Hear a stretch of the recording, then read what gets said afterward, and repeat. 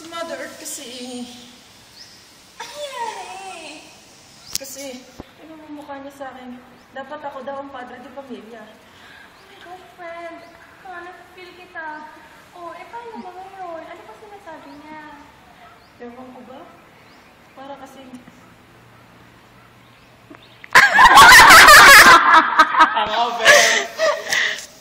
Ganyan. Sinasabi niya na, padre, ano yung pinapamukha niya? Dapat ako yung padre de pamilya. Tapos, sabihin ko, okay, paano na ngayon? Tapos sabihin niya na, ewan ko ba, hindi na ba na-realize na Kay Jeng ako, kay Josh. Ay, kay Josh ka na lang, kay Jeng ako. may dalagang dugo lang. Lahat na nga sa akin eh. Uulit-ulit sa simula. Paano kayo, no? Ah, sige. Solo, diba? Ang galing nga ni Sushi.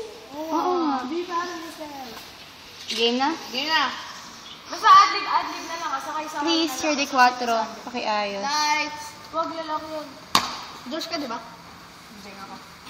Lights. Camera. Action. So friend, ba't pagod na pagod ka na?